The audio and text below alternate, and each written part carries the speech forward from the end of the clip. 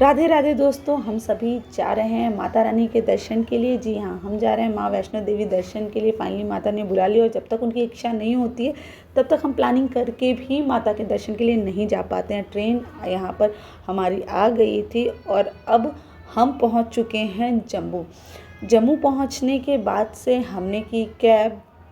जम्मू का व्यू बहुत ज़्यादा खूबसूरत था, बहुत ज़्यादा अच्छा लग रहा था हमें।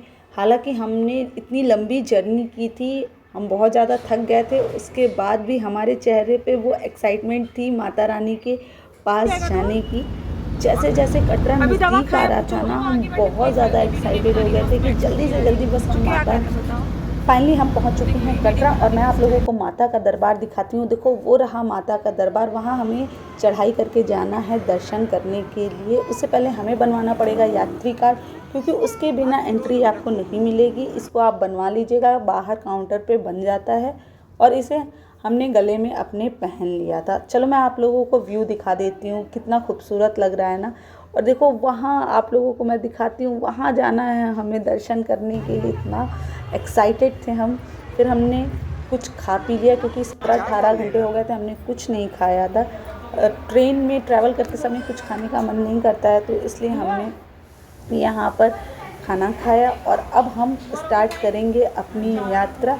और हमने अपनी यात्रा स्टार्ट कर दी है। चढ़ाई के समय अपने साथ बहुत सारा सामान मत कैरी कीजिएगा, क्योंकि वो बहुत वेटेड लगने लगता है। और जैकेट एक ज़रूर कैरी कीजिएगा, जैकेट स्वेटर, क्योंकि वहाँ ठंड बहुत हो जाती है। ऊपर और नीचे के मौसम में बहुत अंतर हो जाता है।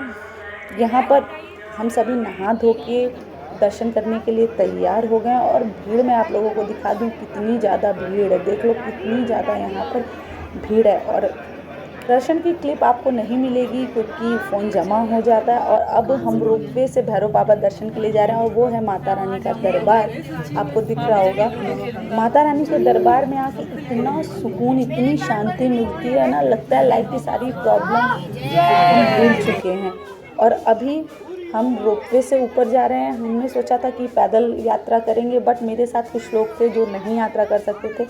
इस वजह से हमने रोपवे के थ्रू भैरव बाबा वैष्णो देवी तक पैदल, वहाँ से रोपवे के थ्रू।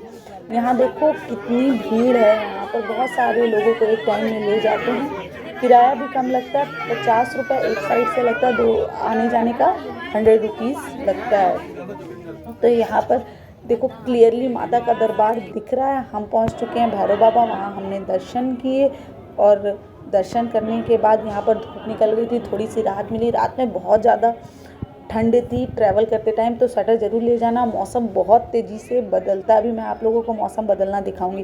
देखो जैसे ही हम लोग वापस भैरव बाबा से उतरे, देखो मौसम कितना ख़राब हो गया था, ओले पड़ने लगे थे, बहुत ज़्यादा ठंड हो गई थी, बहुत तूफान आ गया था, इतनी तेज़ हवा चल रही थी, मैं क्या ही बताऊँ। तो यहाँ पर मैंने रिकॉर्डिंग किया और भीड़ भी बहुत ज़्यादा हो गई थी और इतनी ठंड लग रही थी कि रिकॉर्डिंग करने की भी हिम्मत नहीं आ रही थी। आप यहाँ देख सकते हो ना, हर जगह लोग भरे पड़े हैं। हम लोग जल्दी से वापस आए और फिर हम लोग जब थोड़ा किलोमीटर नीचे उतरे तो देखो मौसम फिर से ठीक हो गया था। थोड़ी थोड़ी देर पे मौसम बदल रहा था। साथ जैकेट, रेनकोट ज़रूर कैरी करें। कोई क्वेश्चन होगा तो कमेंट में मेंशन कीजिएगा, मैं उसका ज़रूर आंसर करूँगी।